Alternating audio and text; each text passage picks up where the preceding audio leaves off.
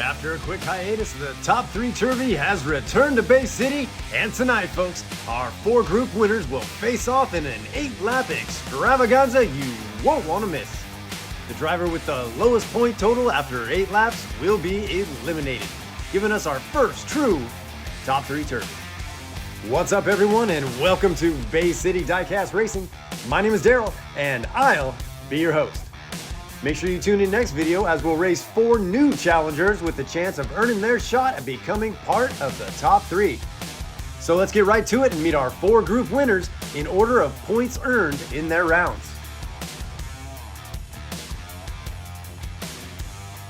Starting on the pole position, with 3 wins and 15 points to get here, driving in the 2012 Camaro for Arlo Racing, this is Arlo. Outside front row, with 2 wins and 14 points, driving the 1967 Mustang GT for G-Force Racing, it's Giorgio.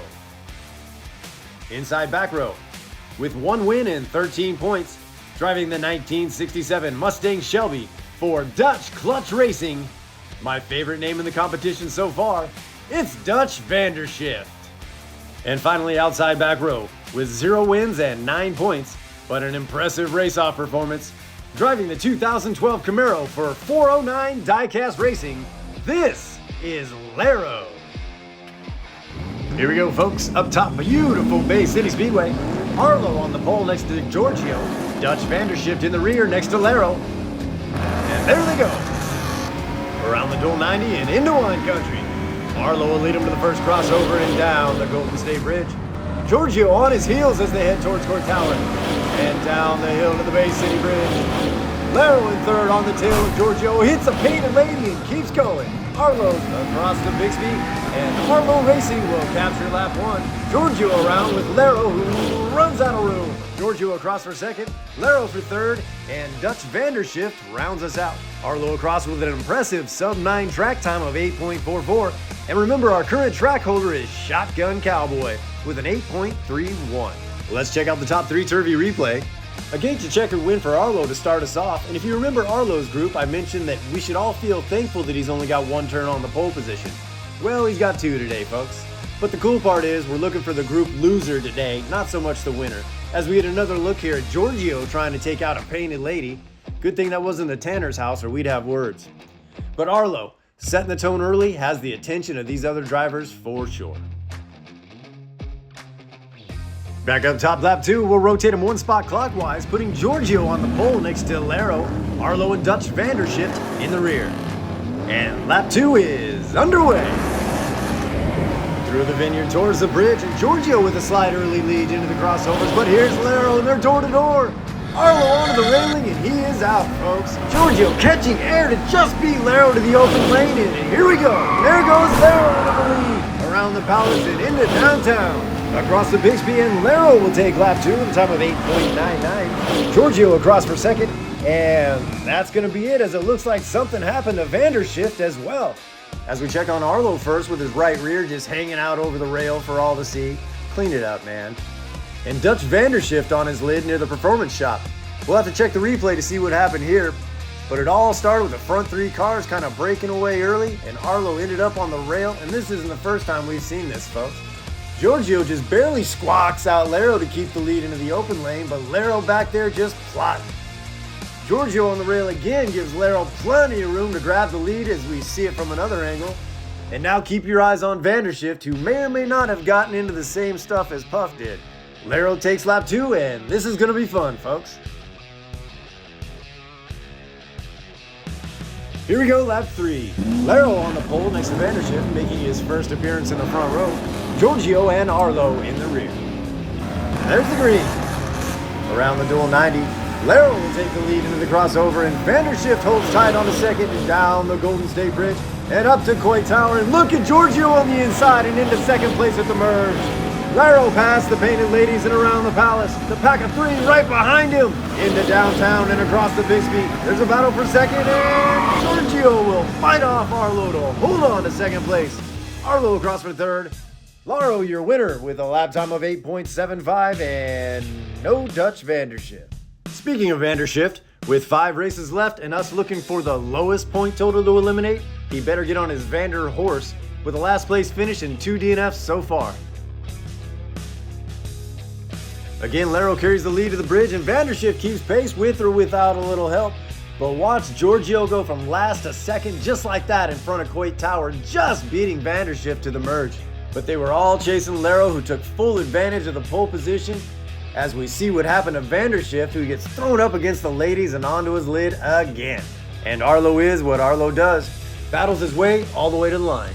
Here we go, lap 4. Dutch Vandershift finally makes his way to the pole position with Arlo beside him. Your point leaders through 3, Laro and Giorgio in the rear. And there they go. Around the dual 90, Vandershift with a nose out front, but Arlo back there looming will take the lead onto the bridge and take Giorgio with him into second place and up the hill. And here they come. Across the Bay City Bridge, Arlo out to a huge lead. But there goes Laro into third in front of the ladies. But Arlo already through downtown and into the home stretch. Giorgio across for second. Laro grabs a hard-earned third, and Vandershift closes us out.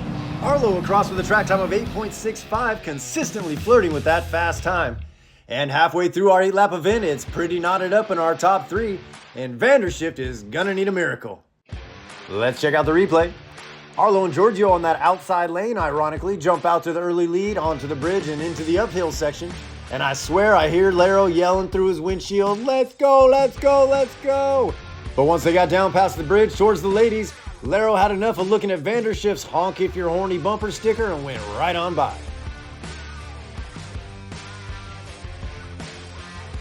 All 4 drivers finished, bringing us to our halfway point of this 8-lap event. Speaking of halfway through our event, let's take a quick second to thank our track sponsors. Rust Belt Customs, find them on Facebook, and Spoolheads. Find them on Facebook as well or at spoolheads.com. Back to the start gate, lap 5. We've completed 1 full cycle around and Arlo is back on the pole. Giorgio on the outside of him and Dutch and Laro in the rear. And the second half of this 8-lap event is underway. Around the bank 90, Arlo as expected with a bumper out front, but Giorgio hanging right with him into the Golden State Bridge. Arlo first to the merge. Giorgio and Laro continue to battle across the Bay City Bridge. Laro on the bumper of Giorgio, and there he goes! Laro into second place. But this is Arlo's lap, folks, across the Bixby. Arlo across for first. Laro a well-deserved second place. Giorgio across for third, and again, no sign of Dutch Vandershift. Arlo across with a time of 8.63 as he continues his sub-9-second lap times. Now let's go try to find Dutch again. Ah, there he is, upside down behind the performance shop again. I like turtles. I do too, bud. I do too. Let's see if we can find out what happened. Arlo with one of his patented gate to checkered wins. Yawnsville, right? The action in this lap was for second place. Giorgio opens up a few car length lead, but gets a little topsy-turvy on the bridge. And now let's keep an eye on Dutch, and nope, that's not a replay from earlier, folks. Here we go, lap 6, and well, it's gonna be fun to see who does win this group, as I think we have a pretty good idea who our top 3 will be today. Giorgio and Laro in the front, Arlo back there with Dutch. And there's the green. Down into wine country inside lane of Giorgio and Arlo sneaking out, but Laro is right there. They'll switch sides again and head up the hill. Arlo with all kinds of pressure on Giorgio as they head down the bridge towards the ladies. They touch and Giorgio goes around. He's in reverse into downtown and past the performance shop. He's blinded by Arlo's windshield. And somehow Giorgio, finishing in reverse, holds off Arlo and Laro to take lap 6. Vandershift across for 4th. Giorgio with a lap time of 9.09, and that win will propel him into the lead with just 2 laps remaining. This lap here, folks, shows you just how evenly matched these 3 castings are and why each of these won their groups. As far as Dutch, we can only assume expired graphite. I'm really eager to see the new castings coming in the future videos and finding out who can knock off one of these 3.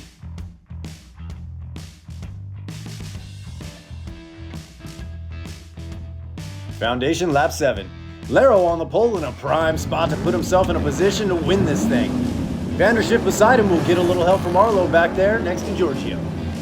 And they're off like a herd of turtles. I like turtles. Laro first around the 90 and through the vineyards. Giorgio and Vandershift door to door onto the bridge and into the second crossover. Arlo tapping on Vandershift all the way to the merge. Giorgio giving Laro all he can handle. and then some as they head down around the palace and into downtown. Giorgio closing the gap, but it will not be enough as Lero holds on to take lap 7. Giorgio across for second. Vanderschiff surprisingly holds off Arlo for third. Lero across with a lap time of 8.87, and Arlo's not the only one putting down sub-9 lap time, folks. All right, let's do some math here going into the last lap. Arlo is 3 points back of Giorgio and Lero, and he's starting the next race on the outside front row. He'll need a win and a double DNF to take the top 3 spot, if that's a thing. So for the millions of Arlo fans out there, stranger things have happened. That aside, mad props again to both Giorgio and Lero for being in this position. Here we go, final lap 8. We know the 3 that'll be moving on, so let's get some bragging rights going, shall we? Gate drops, and in 8 seconds we'll have our first top 3 Turvy. Vanderschiff first to the bridge, but Arlo will pull in front at the crossover and up the hill. Lero on the bumper of Vanderschiff. One more time across the Bay City Bridge and past the Painted Ladies. Arlo into the pit area already as they're through the S's and on to the big speed. Vanderschiff across for second, Lero for third, and Giorgio rounds us out. Arlo with a track time of 8.84, consistently running the quickest laps overall so far. But that may not lead to the most points told, as anyone who's ever watched diecast racing knows all too well.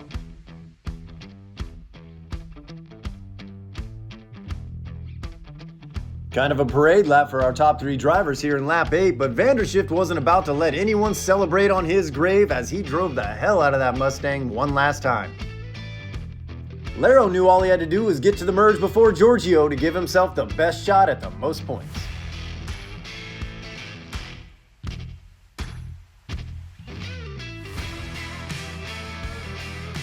Alright, let's check out our points, and if it were a thing, Lero is your top 3 Turvy qualifier with 23 points.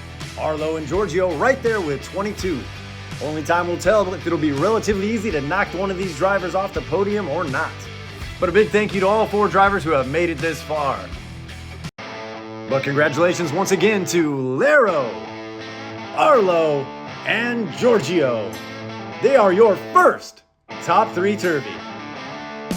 Tune in next time when we'll meet 4 new drivers vying for their shot to be where these 3 are right now. Special thanks again to Rust Belt Customs. Make sure you like and subscribe if you haven't already. This is Bay City Diecast Racing. My name is Daryl, and I've been your host. Have a good night, everybody.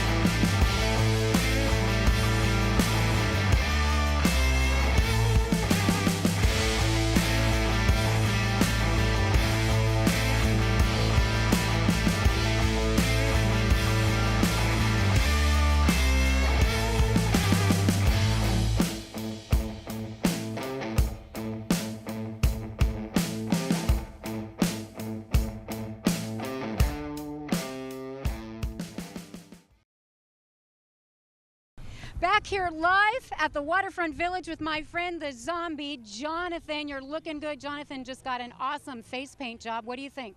I like turtles.